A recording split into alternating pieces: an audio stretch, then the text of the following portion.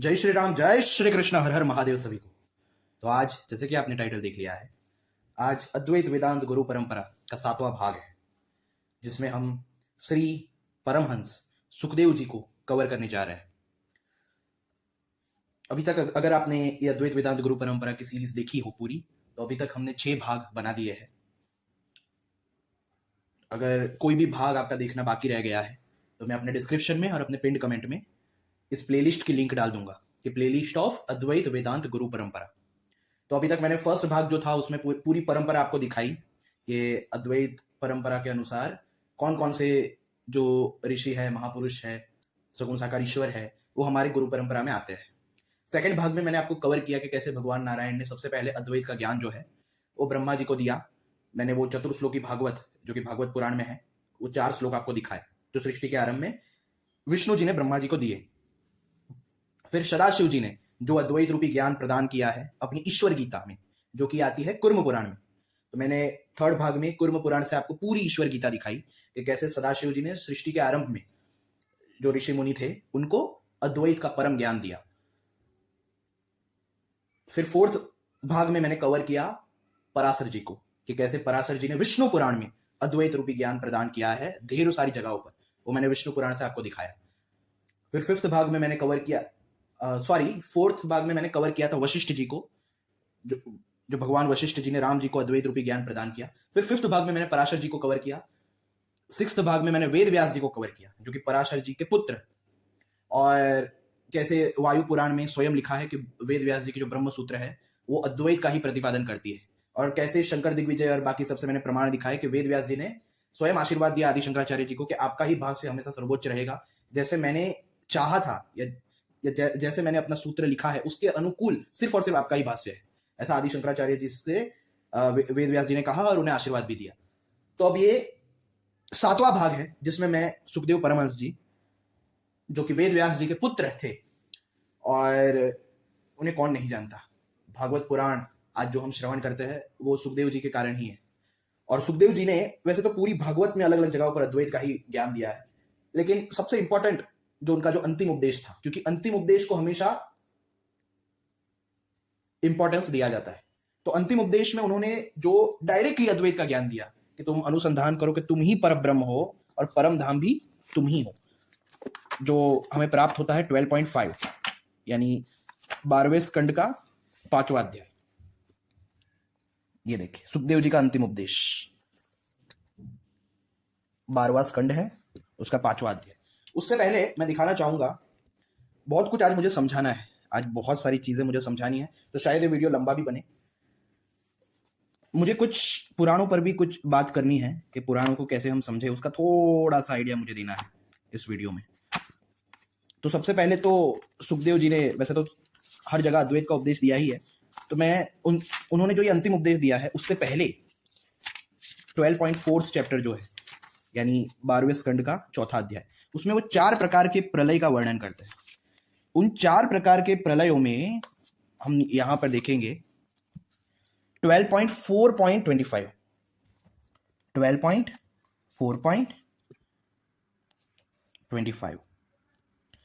12.4.25 ये देखो, माया मात्रम इदम राजन नानात्वम, नानात्वम यानी ये जो बहुत सारा ऐसा नानत्व यानी भिन्नताएं, ये भिन्नताएं नजर आती है, डिफरेंसेस, वो सब माया मात्रम इदम राजन, वो सब माया मात्र ही है। देखो कितने डायरेक्टली इनकी ही भागवत पुराण में ये लिखा है, सोचो आप, ये दूसरों को मायावादी बोलते हैं, इनके भागवत में डायरेक्टली लिखा है माया मात्रम इदम राजन नानात्वम प्रत्यग आत्मनि।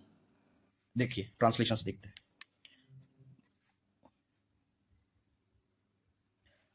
परीक्षित, जागृत, स्वप्न और सुषुप्ति ये तीनों अवस्थाएं बुद्धि की ही है, अतः इनके कारण अंतरात्मा में जो विश्व, तेजस और प्राज्ञ रूप नानात्व की प्रतीति होती है वह केवल माया मात्र है। बुद्धिगत नानात्व का एकमात्र सत्य आत्मा से कोई संबंध नहीं है, यानी ये जो डिफरेंसेस है उनका ये आत्मा से कोई संबंध नहीं है। यह विश्व उत्पत्ति और प्रलय से ग्रस्त है, इसलिए अनेक अवयवों का समूह अवयवी है, अतः यह कभी ब्रह्म में होता है और कभी नहीं होता। ठीक वैसे ही जैसे आकाश में मेघमाला कभी होती है और कभी नहीं होती। परीक्षित, जगत के व्यवहार में जितने भी अवयवी पदार्थ होते हैं उनके ना होने पर भी उनके भिन्न भिन्न अवयव सत्य माने जाते हैं। ये देखो, क्योंकि वे उनके कारण है। जैसे वस्त्र रूप अवयवी के ना होने पर भी उसके कारण रूप सूत का अस्तित्व माना ही जाता है, उसी प्रकार कार्य रूप जगत के अभाव में भी इस जगत के कारण रूप अवयव की स्थिति हो सकती है, परंतु ब्रह्म में यह कार्य कारण भाव भी वास्तविक नहीं है। अब सुखदेव जी भी मायावादी हो गए हैं, ये देखिए। क्योंकि देखो, कारण तो सामान्य वस्तु है और कार्य विशेष वस्तु। इस प्रकार जो भेद दिखाई देता है वह केवल भ्रम ही है। इसका हेतु यह है कि सामान्य और विशेष भाव आपेक्षिक है, अन्योन आश्रित है। विशेष के बिना सामान्य और सामान्य के बिना विशेष की स्थिति नहीं हो सकती। कार्य और कारण भाव का आदि और अंत दोनों ही मिलते हैं, इसलिए भी वह स्वाप्निक भेद भाव के समान अर्थात सर्वथा अवस्तु है। देखिए, तो हमारी गुरु परंपरा यानी अद्वैत की गुरु परंपरा ऑथेंटिक क्यों है सिर्फ एकमात्र। हम ये सब अपने पुराणों में जो अद्वैत के संप्रदाय में जो आए हैं, मतलब लाइनेज में आए हैं, उनकी बातें दिखाकर हम प्रूव कर सकते हैं। लेकिन ये जो बाकी के जो परंपरा जो लोगों ने ऐसे ही बना दी है, अवैदिक आगम शास्त्र जो जिनके है, और ऐसे ही बस बोलते रहते हैं हमारी परंपरा, लेकिन वो लोग कभी भी, जिस तरह से मैंने हर एक हमारे परंपरा में आने वाले जो ऋषि है उन्होंने कहाँ अद्वैत कहा है, अद्वैत का ज्ञान दिखाया है, वो मैंने बुक खोल के दिखाया। ऐसा ये लोग कभी नहीं कर पाएंगे। ये जितने भी अद्वैत विरोधी है उनमें ऐसी क्षमता नहीं है कि वो लोग ऐसे पुराणों को खोल के दिखाए कि देखो यहाँ पे हमारे जो संप्रदाय के या लाइनेज के जो गुरु है उन्होंने इस जगह पे अद्वैत का ज्ञान दिया। वो ऐसा कभी प्रूव नहीं कर पाएंगे, क्योंकि उनकी पूरी जिंदगी बस झूठी कहानियां बनाने में ही लग गई है। इसने इसको हराया, इसने इसको हराया, इसने इस मायावादी को हराया, बस झूठी कहानियां बनाने में ही जिनकी पूरी जिंदगी निकल गई है। वो लोग कभी इस तरह से, जिस तरह से मैंने हर एक परंपरा के हमारे आचार्य ने कहाँ अद्वैत दिया है, वो मैंने बुक खोल के दिखाया। इनमें ऐसी क्षमता नहीं है। अगर ये लोग कभी भी अपने परंपरा जो झूठी पाखंडवादी परंपरा है जिसको मैंने एक्सपोज किया है, इनकी सो कॉल्ड चारों की चारों पाखंडवादी है, चारों की चारों, आई कैन प्रूव। और ये जो करते हैं इसको ये लोग कभी भी पुराणों से दिखा नहीं पाएंगे, ना स्मृतियों से दिखा पाएंगे कि देखो यहाँ हमारे लाइनेज के जो व्यक्ति है उन्होंने अद्वैत का ज्ञान दिया। कभी नहीं दिखा पाएंगे। मेरा चैलेंज है, अगर ये लोग परंपरा पे उछले, आपको बस एक काम करना है, अद्वैत वेदांत गुरु परंपरा की जो ये प्लेलिस्ट है उनके मुंह पे ऐसे फेंक देनी है और इनको खुला चैलेंज देना है कि अगर तेरे में 1% भी पुरुषत्व है तुम्हारे परंपरा में, तो जिस तरह से इस व्यक्ति ने बुक खोल के अपनी परंपरा के जितने ऋषि है उन्होंने जहां अद्वैत का ज्ञान दिया है वो प्रूव किया है दिखा कर, वैसे ही तुम भी प्रूव करके दिखाओ। मैं तो खुल्ली चैलेंज दे रहा हूं कि ये लोग नहीं कर पाएंगे। इसमें संदेह नहीं है कि यह प्रपंच रूप विकार स्वाप्निक विकार के समान ही प्रतीत हो रहा है, तो भी यह अपने अधिष्ठान ब्रह्म स्वरूप आत्मा से भिन्न नहीं है। देखो, जो अधिष्ठान यानी जो अंडरलाइंग रियलिटी है, हाँ, जैसे ये जितनी भी लहरें हैं उनकी अंडरलाइंग रियलिटी यानी उनका अधिष्ठान क्या है? पानी। ये जितने भी मटके के बने मिट्टी की बनी जो चीजें हैं, मिट्टी के बने घड़े, मिट्टी के बने खिलौने, मिट्टी के बने बर्तन, हर एक चीज मिट्टी की जो बनी है उनकी अंडरलाइंग रियलिटी क्या है? तो मिट्टी उनकी अंडरलाइंग रियलिटी यानी अधिष्ठान है। जितने भी ये सोने की अलग अलग चीजें बनी है, सोने के आभूषण, अलग अलग आभूषण जो है, सोने की रिंग, बैंगल्स वगैरह, उन सबका अधिष्ठान क्या है यानी अंडरलाइंग रियलिटी क्या है? सोना। वैसे ही ये सब जो भी कुछ एग्जिस्ट कर रहा है उनकी एक अंडरलाइंग रियलिटी है, और उस अंडरलाइंग रियलिटी के व्यू पॉइंट से एकत्व है, अद्वैत है। तो अद्वैत हमेशा ये कार्य की दृष्टि से यानी इफेक्ट की दृष्टि से नहीं होता है, वो कॉज की दृष्टि से अद्वैत यानी जो अंडरलाइंग नॉन ड्यूअल रियलिटी है उसकी दृष्टि से एकत्व है। कॉज इफेक्ट की दृष्टि से एकत्व नहीं है। इफेक्ट यानी लहरें इफेक्ट है, बुलबुले इफेक्ट है, तो लहर और लहर में फर्क है। एक इफेक्ट दूसरे इफेक्ट से अलग है, लेकिन कॉज यानी अधिष्ठान जो पानी है, क्या पानी की दृष्टि से एक लहर और दूसरी लहर अलग है? नहीं है। इफेक्ट की दृष्टि से अलग है, सब कुछ अलग है। इफेक्ट यानी एक मिट्टी का घड़ा दूसरे मिट्टी के घड़े से अलग है, एक मिट्टी का घड़ा दूसरे मिट्टी के बने खिलौने से अलग है, यानी इफेक्ट की दृष्टि से, नाम और रूप की दृष्टि से अलग है। लेकिन मिट्टी की दृष्टि से यानी जो अंडरलाइंग रियलिटी है, जो अधिष्ठान है, उसकी दृष्टि से एक है। तो लोगों को अद्वैत इसीलिए समझ नहीं आता क्योंकि वो लोग इतने ज्यादा ब्रेनलेस है कि वो इफेक्ट और इफेक्ट को मतलब इफेक्ट और दूसरी इफेक्ट के बीच ऐसे समानता ढूंढते हैं कि देखो मेरे कपड़े अलग है, तुम्हारे अलग है, हम दोनों एक कैसे? मेरे आइडियाज अलग है, तुम्हारे अलग है, हम दोनों एक कैसे? अरे आइडियाज कहां पे उठते हैं? मन में। तो मन क्या है? क्या मन अंडरलाइंग रियलिटी है? ना। मन क्या है? इफेक्ट है। तो सबके मन अलग अलग है, सबके शरीर अलग अलग है, क्योंकि ये शरीर, मन, ये सब इफेक्ट है। कॉज क्या है? कॉज ही वो परम तत्व है। कॉज ही वो आत्मा है, चैतन्य है। तो उस कॉज की दृष्टि से, यानी जो अंडरलाइंग सबस्ट्रेटम है, अधिष्ठान है, उस अधिष्ठान की दृष्टि से एकत्व माना जाता है, इफेक्ट की दृष्टि से नहीं। एकत्व हमेशा कॉज की दृष्टि से है। मिट्टी की दृष्टि से मिट्टी के बने घड़े, मिट्टी के बने खिलौने, मिट्टी के बने बर्तन, सब मिट्टी ही है। घड़े की दृष्टि से अलग अलग है, मिट्टी की दृष्टि से एक है। घड़ा इफेक्ट है, मिट्टी कॉज है। लहर की दृष्टि से सारी लहर एक दूसरे से अलग है। पानी की दृष्टि से सारी लहरें एक है। पानी कॉज है, लहर इफेक्ट है। ये जितने भी वस्त्र है, उन उन वस्त्रों का कॉज क्या है? तंतु। तंतु जो है वो उन सभी वस्त्रों का कॉज है। तो तंतु की दृष्टि से सारे वस्त्र तंतु मात्र है, यानी थ्रेड। तंतु यानी थ्रेड, थ्रेड ही है। जितने भी ये वस्त्र है वो सब तंतु ही तो है, तंतुओं का समूह है। तो तंतु की दृष्टि से सारे वस्त्र एक है, लेकिन वस्त्र की दृष्टि से, यानी वस्त्र क्या है? इफेक्ट। इफेक्ट की दृष्टि से सारे इफेक्ट्स अलग अलग है, लेकिन कॉज की दृष्टि से एक है। वैसे ही ये लोग अद्वैत को इसलिए नहीं समझ पाते क्योंकि वो इतने ज्यादा ब्रेनलेस है कि उन्हें ये चीज समझ नहीं आती कि एकत्व जो है वो कॉज की दृष्टि से है, इफेक्ट की दृष्टि से एकत्व नहीं है, कारण की दृष्टि से है, कार्य की दृष्टि से एकत्व नहीं है। और ये लोग कार्य कार्य के बीच हमेशा लड़ते रहते हैं। मेरे कपड़े अलग, तुम्हारे कपड़े अलग, हम दोनों एक कैसे हुए? मेरा शरीर अलग, तुम्हारा शरीर अलग, हम दोनों एक कैसे हुए? अब देखो, इनसे ज्यादा मेरे ख्याल से इंटेलिजेंट तो चार्वाक है।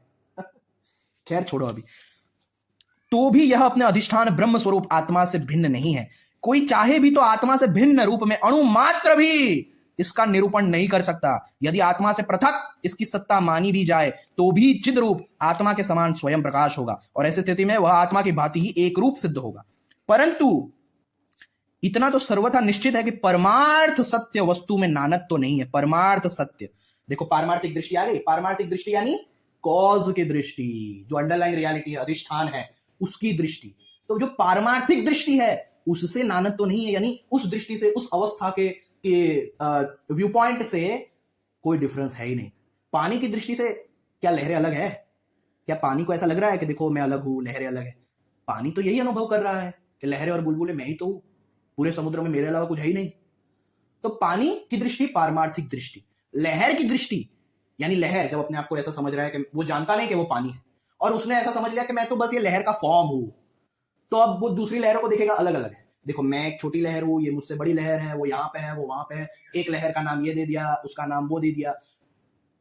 तो ये क्या है? लहर की दृष्टि व्यावहारिक दृष्टि, पानी की दृष्टि पारमार्थिक दृष्टि, इफेक्ट की दृष्टि व्यावहारिक दृष्टि, कॉज की दृष्टि पारमार्थिक दृष्टि।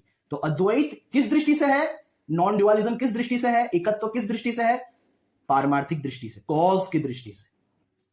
और यही चीज ये अद्वैत विरोधी पाखंडी आपको कभी समझने नहीं देना चाहते।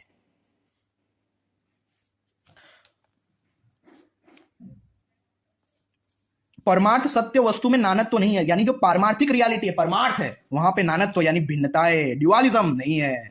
यदि कोई अज्ञानी परमार्थ सत्य वस्तु में नानत्व तो स्वीकार करता है तो उसका वह मानना वैसा ही है जैसा महाकाश और घटाकाश का, आकाश स्थित सूर्य और जल में प्रतिबिंबित सूर्य का तथा बाह्य वायु और अंतर वायु का भेद मानना। क्या बात है! सारे अद्वैत के एग्जाम्पल्स। हाँ, अद्वैत विरोधी हो, भागवत तो ठीक से पढ़ लेते। यानी कोई परमार्थ सत्य में नानत्व तो मानता है, यानी डिफरेंस है, ड्युअलिज्म या ड्युअलिटी, द्वैत मानता है, तो उसका वह मानना वैसा ही है जैसा महाकाश और घटाकाश का। यानी उसका यह ऐसा ही मानना है जैसे घटाकाश और महाकाश दोनों अलग है।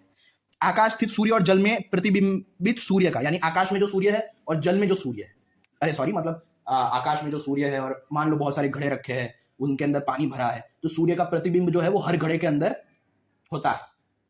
लेकिन इससे ऐसा नहीं कि भाई सूर्य नानत्व, यानी सूर्य बहुत सारे हो गए।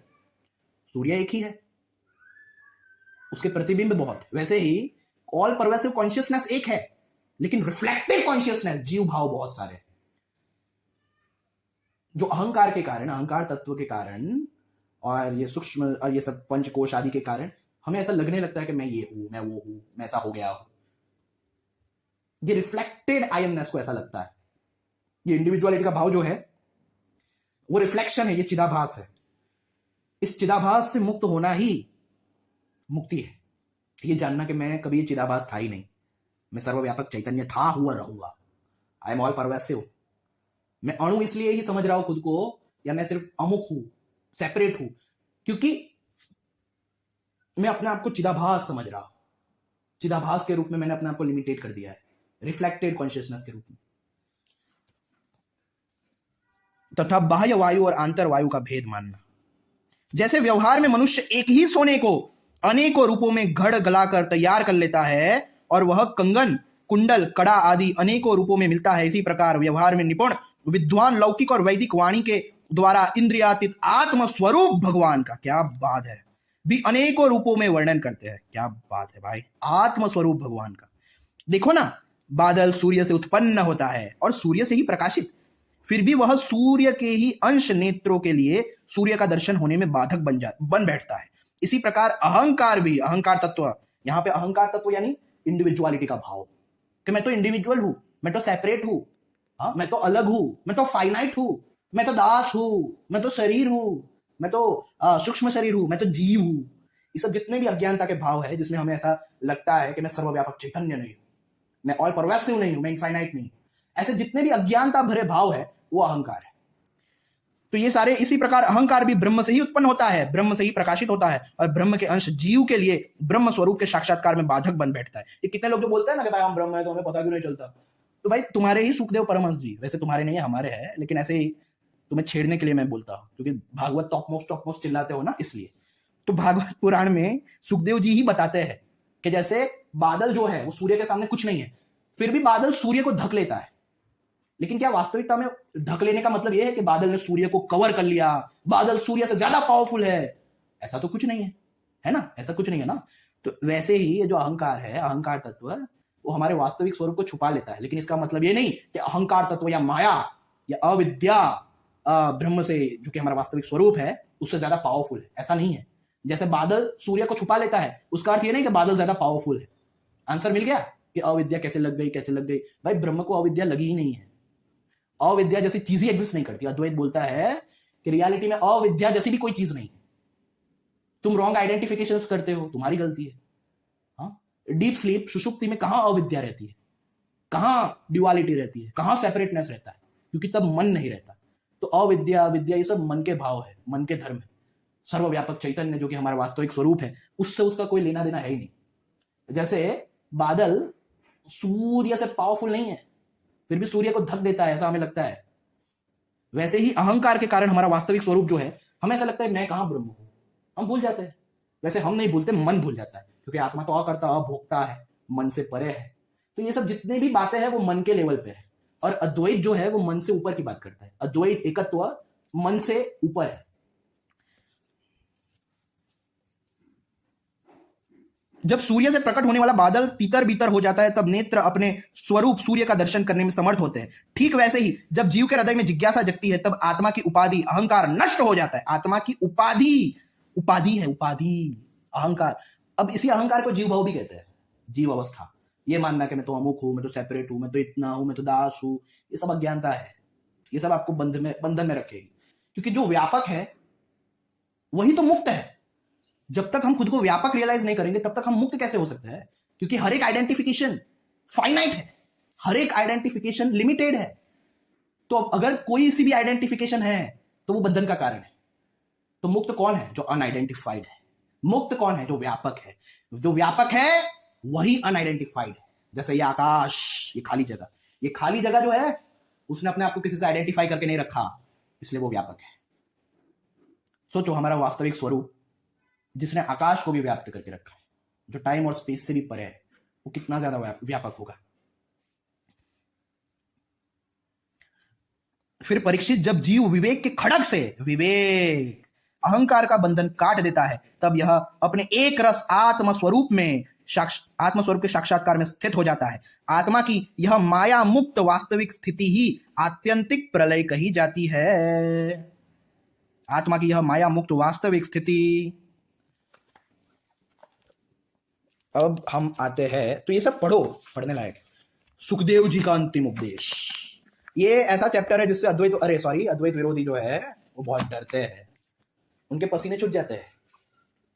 उन्हें कहानियों में तो बड़ी मजा आती है, देखो इसने ये कर दिया, वो कर दिया, ये कर दिया, वो कर दिया, और ताली पाड़ते। जैसे बच्चे जो होते हैं, बच्चे, छोटे बच्चे, वो छोटे बच्चों को एंटरटेनमेंट में बड़ा मजा आता है कहानियों में।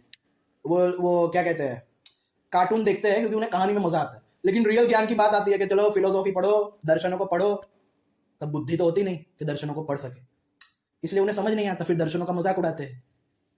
क्योंकि एक्चुअली में वो स्वयं का मजाक उड़ाते हैं, वो ये बताते हैं कि हम अभी भी बच्चे हैं, हमें तुम लोग इतनी ऊंची ऊंची बातें मत करो, हम अभी भी बच्चे हैं जो कार्टून नेटवर्क और इन सब में ही जीना चाहते हैं, हम कहानियों में ही जीना चाहते हैं, फिर भी हम स्पिरिचुअलिटी में हैं और स्पिरिचुअलिटी को बदनाम करते हैं।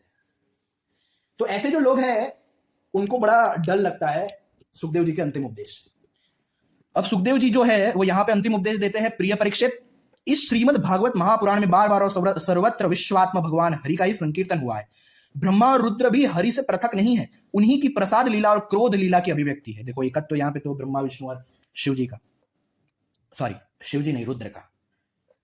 हे राजन, अब तुम यह पशुओं की सी अविवेक मूलक धारणा छोड़ दो कि मैं मरूंगा, जैसे शरीर पहले नहीं था और अब पैदा हुआ और फिर नष्ट हो जाएगा, वैसे ही तुम भी पहले नहीं थे, तुम्हारा जन्म हुआ, तुम मर जाओगे। यह बात नहीं है।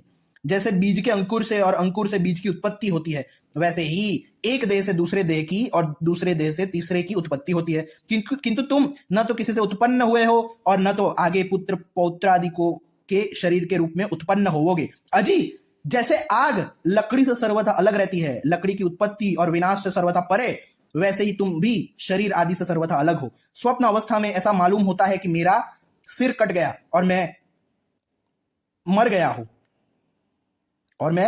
हूं, मुझे लोग शमशान में जला रहे हैं, परंतु ये सब शरीर की ही अवस्थाएं दिखती है, आत्मा की नहीं। देखने वाला तो उन अवस्थाओं से सर्वथा परे है। देखने वाला, द नोअर, द सीयर, जन्म और मृत्यु से रहित शुद्ध बुद्ध परमात्मा स्वरूप है। माय गॉड, परम तत्व स्वरूप है, परम तत्व स्वरूप है। क्या बात है। यानी जो देखने वाला है, यानी जो नोअर है, जो जानने वाला है, उन अवस्थाओं से सर्वथा परे, जन्म मृत्यु से रहित शुद्ध बुद्ध परम तत्व स्वरूप है। क्या बात है। जैसे घड़ा फूट जाने पर आकाश पहले की ही भांति अखंड रहता है, परंतु घटाकाशता की निवृत्ति हो जाने से लोगों को ऐसा प्रतीत होता है कि वह महाकाश से मिल गया है, वास्तव में तो वह मिला हुआ ही था। वैसे ही देहपात हो जाने पर ऐसा मालूम पड़ता है मानो जीव ब्रह्म हो गया, वास्तव में तो वह ब्रह्म था ही। उसकी अब्रह्मता तो प्रतीति मात्र थी, अपीयरेंस, प्रतीति। मन ही आत्मा के लिए शरीर, विषय और कर्मों की कल्पना कर लेता है और उस मन की सृष्टि करती है माया। वास्तव में माया ही जीव के संसार चक्र में पड़ने का कारण है। जब तक तेल रखने का पात्र, बत्ती और आग का संयोग रहता है, तभी तक दीपक में दीपक पना है। वैसे ही उनके ही समान जब तक आत्मा का कर्म, मन, शरीर और इनमें रहने वाले चैतन्य अध्यास के साथ संबंध है। ये देखो, ये चैतन्य अध्यास यानी चिदाभास, रिफ्लेक्टेड कॉन्शियसनेस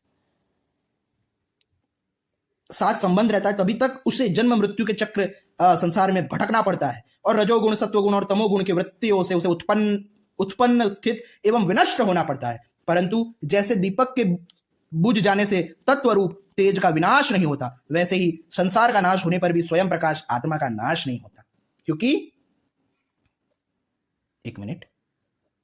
वह कार्य और कारण, व्यक्त और अव्यक्त सबसे परे है। वह आकाश के समान सबका आधार है, नित्य है और निश्चल है। वह अनंत है, सचमुच आत्मा की उपमा आत्मा ही है। क्या बात है। हे राजन, तुम अपनी विशुद्ध एवं विवेकवती बुद्धि को परमात्मा के चिंतन से भरपूर कर लो और स्वयं ही अपने अंतर में स्थित परमात्मा का साक्षात्कार करो। देखो, तुम मृत्यु की भी मृत्यु हो, तुम स्वयं ईश्वर हो। देखो, ये इस्कॉन वालों को या जितने भी अद्वैत विरोधी है उनको बहुत डर लगता है ये सुखदेव जी का परम जो अंतिम उपदेश है वो सुन के, क्योंकि यहाँ पे सुखदेव जी जो है वो निधिध्यासन सिखा रहे हैं। निधिध्यासन, तुम स्वयं ईश्वर हो। ब्राह्मण के शाप से प्रेरित तक्षक तुम्हें भस्म न कर सकेगा। अजी, तक्षक की तो बात ही क्या, स्वयं मृत्यु और मृत्यु का समूह भी तुम्हारे पास तक न फटक सकेगा। तुम इस प्रकार अनुसंधान करो, चिंतन करो कि मैं ही सर्वाधिष्ठान परब्रह्म हूं, सर्वाधिष्ठान ब्रह्म मैं ही हूं। यानी जो अधिष्ठान है, जो अंडरलाइन रियलिटी है, वो मैं हूं। यानी ये जो इफेक्ट है, ये इफेक्ट जो है वो मैं नहीं हूं, बल्कि जो कॉज है वो मैं हूं। ये वैसा ही हो गया जैसे कि एक लहर को बोला जा रहा है, लहर, तू ऐसा मत समझ कि तू ये लहर का फॉर्म है, तू ऐसा समझ तू ये पानी है। और पानी की दृष्टि से जब तू समुद्र को देखेगा तो तुझे पता चलेगा कि पानी के सिवा कभी कुछ था ही नहीं। जैसे एक मिट्टी के घड़े को बोला गया हो, ए मिट्टी के घड़े, तू ये घड़ा नहीं है, तू मिट्टी है। तू इफेक्ट की दृष्टि से मत देख, तू कॉज की दृष्टि से देख, अपने आप को कॉज स्वरूप जान। तो अब जब वो मिट्टी का घड़ा जो है वो अपने आप को मिट्टी के रूप में जान लेगा और मिट्टी की दृष्टि से मिट्टी के दूसरे घड़ों को देखेगा, मिट्टी के बने बर्तनों को देखेगा, मिट्टी के बने खिलौनों को देखेगा, तो उसे पता चलेगा कि अरे एकमात्र मिट्टी के अलावा तो कुछ है ही नहीं। वैसे ही हर एक चीज में। तो यहां पे बता रहे कि तू ऐसा अनुसंधान करके मैं अधिष्ठान हूं, यानी जो अंडरलाइंग रियलिटी है वो मैं हूं। I am not the effect but the cause of all the causes. ये कृष्ण का मैं भी वही है। कृष्ण जिस मैं की बात कर रहे थे वो वेदांत समझे बिना वो मैं समझ में नहीं आ सकता। जब कृष्ण बोलते हैं मैं ही सभी कारणों का कारण, तो उनका अर्थ यह है कि हम सबका जो मैं है, हम सबका जो आई एमनेस है वो ही समस्त कारणों का कारण है, क्योंकि वो अधिष्ठान है, वो अंडरलाइंग रियलिटी है। ये देखो, इस प्रकार अनुसंधान करो कि अहम ब्रह्म परम धाम ब्रह्मा अहम परमम पदम। अहम ब्रह्म परम धाम, ये जो परम धाम परम भोगते हैं, कोई ऊपर बैठा है वहां पे जाना है हमें, उसका खंडन तो मैंने कर दिया है। अगर किसी को डाउट है कि भाई ऊपर कोई बैठा है, भगवान को इतना चंडिश जो लोगों ने बना दिया है। पुराणों में ऐसी बातें इसलिए है क्योंकि वो थोड़ी सिंबॉलिक है, और पुराणों में विजुअलाइजेशन पर भी फोकस किया जाता है। जो लोकास की बातें पुराणों में है वो इसलिए है ताकि भक्तजन जो है वो विजुअलाइजेशन कर सके सगुण साकार का। तो ऐसी कहानियां इसलिए भी रची जाती है ताकि भक्त लोग, सॉरी भक्त नहीं, क्योंकि रियल भक्त तो ज्ञानी को ही कहा है भगवान ने, जो उपासना वाले जो भक्त है यानी जो उपासक है, वो विजुअलाइजेशन कर सके कि देखो मेरे भगवान ऐसे सोए हैं शेषनाग पे, वैकुंठ ऐसा दिखता है, अच्छा कैलाश ऐसा दिखता है, उसमें ऐसे बैठे हैं। विजुअलाइजेशन, क्योंकि कुछ ना कुछ विजुअलाइजेशन तो चाहिए। सगुण साकार की उपासना करनी है तो कोई ना कोई तो कहानी चाहिए, नहीं तो वो विजुअलाइज क्या करेंगे। तो इसलिए ये सब कितनी कहानियां और लोकास की बातें इसलिए भी है ताकि भक्तजन जो है वो विजुअलाइज करके खुश हो जाए। और इसलिए कितने आचार्यों ने भी कभी कभी बोल दिया है कि हाँ ऐसे लोकास होते हैं, वो इसलिए ताकि उपासक जो है वो कम से कम इस बहाने तो उपासना करेंगे। बल्कि रियलिटी में ऐसा नहीं है, क्योंकि 6 में से 5 दर्शन इन सब लोकास में नहीं मानते। अगर 6 में से 5 वैदिक दर्शन यानी सांख्य दर्शन, योग दर्शन, मीमांसा दर्शन, न्याय दर्शन, वैशेषिक दर्शन में ऐसे लोकास की कोई बातें नहीं है कि भगवान कोई ऊपर बैठा व्यक्ति है, तो हमें समझना चाहिए वो 5 दर्शन गधे तो है नहीं, ये गधे तो थे नहीं। वेदांत में ये इसलिए क्योंकि वेदांत में आगमिक को भी थोड़ा ऐसे इंक्लूड किया है कि आगमिक लोग भी खुश हो जाए, वो लड़ाई झगड़ा ना करे, और इसलिए उनके थोड़े धाम को भी इंक्लूड कर दिया गया कि देखो ऐसे धाम में तुम जाओगे, कोई बात नहीं, अंत में कैवल्य में जाओगे, लेकिन ऐसे मजे भी करोगे। लेकिन रियलिटी ये है ऐसा कोई लोग एग्जिस्ट नहीं करता है, ये सब विजुअलाइजेशन के लिए है। क्योंकि अगर एग्जिस्ट करता होता तो यहाँ पे सुखदेव जी ऐसा क्यों बोलते कि अनुसंधान करो कि तुम ही परम धाम और परम पद हो। अगर परम धाम कोई ऊपर बैठी चीज होती, कोई ऊपर जगह होती ऐसी, तो यहाँ पे सुखदेव जी ऐसा क्यों बोलते कि तुम ही परम धाम हो, ऐसा अनुसंधान करो। यानी परम धाम, धाम यानी आश्रय, आश्रय यानी अंडरलाइंग रियलिटी, अधिष्ठान। मेरा वो परम धाम की जो प्लेलिस्ट है कि कृष्ण ने किस परम धाम की बात की है, वो 2 पार्ट्स है, वो 2 पार्ट्स अच्छे से देख लो, आपका ये डाउट क्लियर हो जाएगा। क्योंकि आजकल जितना भी धर्म के नाम पे बिजनेस चल रहा है वो ये लोकास के लालच के कारण चल रहा है, तो इसकी भ्रांति मिटानी पड़ेगी, नहीं तो तब तक हम लोगों को रियल स्पिरिचुअलिटी में ला नहीं सकते। ये बात ध्यान रखना, जब तक ये ऐसी चाइल्डिश बातें रहेगी तब तक रिलीजियसनेस रहेगा, स्पिरिचुअलिटी कभी आ नहीं सकती। इसलिए ऐसी चाइल्डिश बातों को मिटाना पड़ेगा। इसलिए मैं थोड़ा कठोर हूं। कितने लोग तो ऐसे उपासकों की बात रखने के लिए बोल देते हैं, अरे हाँ भाई होते होते, लेकिन मैं उनमें से नहीं हूं। मैं जो है वही बोलूंगा, मुझे कोई वो नहीं है कि नहीं भाई उपासक खुश हो जाएंगे। अरे खुश नहीं होंगे, उससे बड़ी प्रॉब्लम हो रही है भाई। खुश हो जाएंगे, 1-2% खुश हो जाएंगे, तो भाई उसका अर्थ यह है कि उन्हें भगवान से प्रेम नहीं है, उन्हें भगवान के लोक से प्रेम है, तभी उन्हें लोक की बातें करो तो वो खुश होंगे। तो वो वैसे भी भक्ति नहीं है, वो वैसे भी उपासना ही नहीं। तो ऐसे भक्तों को भक्ति ही क्यों मान रहे हो तुम लोग कि उनकी खुशी के लिए बोल दो ना। उनकी खुशी क्या, मतलब उन्हें भगवान से प्रेम नहीं है, उन्हें अपने लोक से प्रेम है उनके, यानी लालची स्वार्थी है ये लोग। ऐसे लोग खुद को उपासक बोलते हैं। तो भाई सुखदेव जी कह रहे तुम ही सर्वाधिष्ठान परब्रह्म हो, परम धाम भी तुम ही हो, ऐसा अनुसंधान करो। इस प्रकार तुम अपने आप को अपने वास्तविक एक रस अनंत अखंड स्वरूप में स्थित कर लो। यह हमारा वास्तविक स्वरूप है। उस समय अपनी विषैली जीभ लपाता हुआ, अपने होठों के कोने चाटता हुआ तक्षक आए और अपने विषपूर्ण मुखों से तुम्हारे पैरों में दस ले, कोई परवाह नहीं, तुम अपने आत्म स्वरूप में स्थित होकर इस शरीर को और तो क्या सारे विश्व को भी अपने से पृथक ना देखोगे। देखो, यानी अंडरलाइंग रियलिटी के व्यू पॉइंट से, यानी जब तुम अपने आप को अंडरलाइंग रियलिटी कॉज के रूप में जान लोगे, यानी कॉज के रूप में अपने आप को स्थित कर लोगे, तो उस कॉज की दृष्टि से जब तुम इफेक्ट्स को देखोगे तो तुम्हें पता चलेगा कि जितने भी इफेक्ट है वो रियलिटी में कॉज है। जैसे ये मिट्टी की बनी जितनी भी चीजें हैं उनका कॉज मिट्टी है, तो मिट्टी यानी कॉज की दृष्टि से अब वो इफेक्ट को देखेंगे, यानी मिट्टी के बने एक बर्तन, मिट्टी के बने घड़े, मिट्टी के बने खिलौने, तो पता चलेगा कि रियलिटी में ये जितने भी इफेक्ट है, यानी जितने भी कार्य है वो कारण है, कारण का ही स्वरूप है। कि मिट्टी के बने खिलौने जो है वास्तविकता में मिट्टी ही है, मिट्टी के बने घड़े जो है वास्तविकता में मिट्टी ही है, मिट्टी के बने जितनी भी चीजें वो वास्तविकता में मिट्टी ही है। तो कॉज की दृष्टि से जब तुम देखोगे इफेक्ट को, तो तुम्हें पता चलेगा कि ये इफेक्ट रियलिटी में कॉज ही है, कॉज का ही टेम्पररी अपीयरेंस है, स्वरूप है। तो यही बात यहां पे बोल रहे हैं कि फिर कोई परवाह नहीं, तुम अपने आत्मस्वरूप में स्थित होकर इस शरीर को और तो क्या सारे विश्व को भी अपने से पृथक ना देखोगे। आत्मस्वरूप बेटा परीक्षित, वाह, आत्मस्वरूप बेटा परीक्षित, तुमने विश्वात्म भगवान की लीला के संबंध में जो प्रश्न किया था उसका उत्तर मैंने दे दिया है। अब और क्या सुनना चाहते हो? देखो, अगर अभी भी किसी को अद्वैत में डाउट है तो बस इतना कहना चाहूंगा कि मैंने 7 भाग में वो क्या कहते हैं, वो जीव और आत्मा, डिफरेंस बिटवीन जीव और आत्मा की प्लेलिस्ट बनाई है। अगर किसी ने वो 7 भाग देख लिए ना, वो गलती से भी अद्वैत के अलावा किसी और मत में जा भी नहीं सकता। मेरा चैलेंज है, वो गलती से भी क्या कहते हैं, अद्वैत के अलावा किसी और चीज को रियलिटी नहीं मान सकता अगर उसने जीव और आत्मा की सीरीज जो मैंने प्लेलिस्ट बनाई है उसके 7 भाग, बस 7 भाग देख लिए तो। क्योंकि वो 7 भाग मैंने इस तरह से क्रिएट किए हैं ना कि ये जितने भी बड़े बड़े ब्रेन वॉशर्स हैं जो कोर्स करवाते हैं यहां वहां, उन सभी की ब्रेन वॉशिंग को भी मैं पूरा लपेट देता हूं। मतलब उनकी पूरी ब्रेन कंडीशनिंग भी टूट जाएगी। इतने जबरदस्त तरीके से वो 7 भाग मैंने बनाए हैं और उसमें पूरे अचिंत्य भेदा भेद, इनका विशिष्टाद्वैत, जो भी कुछ इनका है सबका खंडन है। अगर ध्यान से वो 7 भागों को देखा ना तो आपको पता चलेगा मैंने हर एक अद्वैत विरोधी सिद्धांत का खंडन किया है उन 7 भागों में। वो 7 भाग ही काफी है। कोई भी अद्वैत विरोधी हो, चाहे अचिंत्य भेदा भेदी हो, विशिष्टाद्वैती हो, द्वैती हो, द्वैताद्वैती हो, इन जितनों का भी खंडन जो है वो ये एक ही प्लेलिस्ट में हो जाता है। अगर मैं सच बोलूं तो मुझे अलग से बनाने की भी जरूरत नहीं पड़ती या पड़ेगी अगर जिसने वो 7 भाग देख लिए। और रही बात, देखो एक चीज मैं बताना चाहूंगा,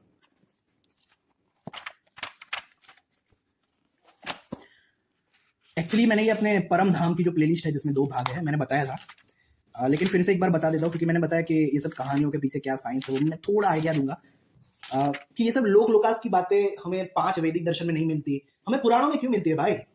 हालांकि पुराणों में आगे ये भी कहा होता है कि ये जो लोक है वो रियलिटी में हमारा ही स्वरूप है, हमारा वास्तविक स्वरूप है। तो इसका कारण यह है कि बहुत सारी पुराणों में ऐसी कहानियां हैं जो सच्ची नहीं है लेकिन सिंबॉलिक है, और बहुत सारी ऐसी भी कहानियां हैं जो सच्ची नहीं है लेकिन फॉर द विजुअलाइजेशन पर्पस के सगुण साकार ईश्वर की ऐसी कहानियां पढ़ के उनके ऊपर लोग जो है वो विजुअलाइज कर सके, लीलाओं का विजुअलाइजेशन कर सके, ताकि उनका मन जो है वो सगुण साकार ईश्वर में लगा रहे। अब लगाने के लिए सिर्फ एक रूप ध्यान तो काफी नहीं है कि भाई भगवान ऐसे खड़े हैं बस वही देखते रहो, बस ऐसे आंख बंद करो और भगवान ऐसे खड़े हैं बस देखते रहो। इसमें तो लोगों को बोरिंग लगेगा भाई, ऐसा कैसे करते रहे हम। तो इसलिए कितनी कहानियां जो है वो इसलिए भी लिखी गई है कि ये सब लीलाएं पढ़ के लोग विजुअलाइजेशन कर सके। यानी ऐसा नहीं कि वो सच है, वो चीजें सच है ना, लोग विजुअलाइजेशन कर सके ताकि उनका मन सगुण साकार ईश्वर में लगा रहे। इसलिए ऐसी बातें होती है पुराणों में, देखो ये इस लोक में आया, उसने ये किया। अब वही पुराणों में ट्विस्ट भी होता है, लड़ाई भी होती है, ये भी होता है, वो भी होता है। यानी जैसे एंटरटेनमेंट से लोग क्या कहते हैं, एक्साइटेड होते हैं, उनका माइंड जो है वो हमेशा एंटरटेनमेंट में लगा रहता है। तो अब सगुण साकार ईश्वर अगर कुछ ना करे, एक जगह पे ऐसे खड़े रहे, ऐसे ही सिर्फ उनके पोज का ध्यान करते रहेंगे, उन्हें बोरिंग फील होगा। तो इसलिए कुछ कुछ कहानियां लीला की डाल दी कि इसने ये किया, उसने वो किया, उसने ये कहा, उसने वो कहा, ताकि जो सगुण साकार ईश्वर के उपासक है वो उनका विजुअलाइजेशन कर सके। अच्छा देखो विष्णु जी ऐसे शेषनाग पे सोए हैं, वाह। अच्छा देखो गोलोक में ऐसे राधा कृष्ण जी ऐसे रास कर रहे हैं, देखो गोपियां भी है, देखो यहाँ पे सिंहासन में बैठे हैं, देखो गणेश जी ने ये किया वो किया। तो क्या है, ये विजुअलाइजेशन करते रहे लीलाओं का। विजुअलाइजेशन करेंगे तो क्या होगा, उनका मन सगुण साकार ईश्वर में लगा रहेगा। सगुण साकार ईश्वर में लगा रहेगा तो क्या होगा, उनकी चित्त की शुद्धि होगी, सिंपल। उनका माइंड वन पॉइंटेड होगा, उनकी चित्त की शुद्धि होगी, बस। तो ये भी एक बहुत बड़ा कारण है कि पुराणों में ये सब जो कहानियां हैं उसको सीरियसली मत लो, तो बस विजुअलाइजेशन पर्पस के लिए विजुअलाइज करते रहो, मजे करो। कितनी कहानियां सिंबॉलिक है, कितनी कहानियां सिर्फ हमारे में मोरल वैल्यूज डेवलप करने के लिए लिखी गई है, कितनी कहानियां बस विजुअलाइजेशन पर्पस के लिए लिखी गई। जैसे ये लोकास की बातें होती है ना, यहाँ पे इस लोक में ये है वो है, तो बस ऐसे मजे करने, ऐसे विजुअलाइज करते रहे हम रूप ध्यान के साथ साथ, उसलिए लिखे गए। इनको सीरियसली मत लो, कोई चाइल्डिश व्यक्ति उन्हें सीरियसली लेगा। देखो मैं कड़वा बोलता हूं क्योंकि मुझे आदत है, मुझे ऐसा नहीं है कि चलो लोगों को जैसा अच्छा लगे वैसा मुझे बोलना चाहिए ना भाई, उसमें आपका ही बुरा होगा। अगर आपको ऐसा अच्छा लगे ऐसा मैं बोलता रहूं तो भाई उसमें आपका ही बुरा है ना, क्योंकि मैं सत्य नहीं बोलूंगा, आपको खुश करने के लिए मैं बोलूंगा कि हाँ चलो होते हैं लोग, होते हैं, मजे करो वहां पे।